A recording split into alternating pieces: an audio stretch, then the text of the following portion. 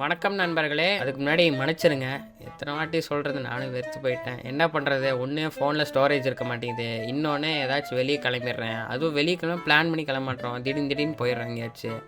அதனால் கரெக்டாக எடிட் பண்ணி பிளான் பண்ணி பண்ண முடியல. இன்னொன்று காலேஜ் விஷயமா சில பல வேலைகள்லாம் இருந்துச்சு, அது முடிக்கிறதுக்கு கொஞ்சம் டைம் ஆயிடுச்சு. அதனால் கொஞ்சம் பிரேக் எடுத்துக்கிட்டேன். சரி, அதை அப்படியே விட்டுடலாம், வீடியோக்குள்ளே போகலாம். இப்போ காலையில் எழுந்திரிச்சோடனே ஜிம்முக்கு போகலை, ஏன்னா 2 நாள் நம்மளால் போக முடியாது. சொல்ல முடிஞ்சால் இந்த வாரம் முழுக்க நம்மளால் போக முடியாது. அப்புறம் எங்கடா போகிறோம் அப்படின்னு கேட்டிங்கன்னா, திருச்செந்தூர் கோயிலுக்கு தான் போகிறோம். நல்லா தூங்கிட்டு இருந்தேன், ஃபர்ஸ்ட் மீல் அரைக்க வேணாமான்னு சொல்லி எழுப்பிட்டாங்க. அப்படியே ஃபர்ஸ்ட் மீலாக அரைச்சிட்டு போகிறப்ப இந்த உப்பு மேனுஃபேக்சரிங் யூனிட்லாம் பார்த்துட்டு இருந்தோம். அது அப்படியே உப்பள்ளி போட்டுக்கோ, அப்போ தான் சொரணை வரும்னு சொல்லி எங்கள் அக்காவை கலாய்ச்சிட்டு இருந்தேன். எல்லாரும் சத்யாவில் மொபைல்ஸ் அண்ட் எலக்ட்ரானிக் ஷாப் தான் பார்த்துருப்பீங்க, ஆனால் நான் பார்த்ததே வேற. ஏன்னா சத்யா ரெஸ்டாரண்ட்டு இது வரைக்கும் பார்த்துருக்கீங்களான்னா கமெண்ட் பண்ணுங்க. சரியான வெயில், பொழப்பொழன்னு பொழக்கிறான், அதனால ஐஸ்கிரீம் சாப்பிடலான்னு ஒன்று சாப்பிட்டேன். கொஞ்ச நேரத்தில் மேப் பார்த்தா கிட்டத்தட்ட நம்ம இந்தியாவோட எண்டுக்கே வந்துட்டோம். அப்புறம் ஒரு வழியா திருச்செந்தூர் ரீச் ஆயாச்சு. ரீச் ஆன கையோட ரூம்ல செக்கிங் பண்ணியாச்சு. டிராவல் பண்ணதுல சரியான டயர்டு, சரி ஒரு குட்டி தூக்கத்தை போலான்னு சொல்லிட்டு சொருகிட்டேன். திருப்பி எந்திரிச்சோடனே ஃப்ரெஷ் அப்லாம் ஆகிட்டு நேராக திருச்செந்தூர் கோயிலுக்கு போயிட்டோம். அங்கே போனால் அவ்வளோவா கூட்டம் இல்லை, ஏன்னா சில பேர் 6 மணி நேரம் 7 மணி நேரம்லாம் நின்னாங்க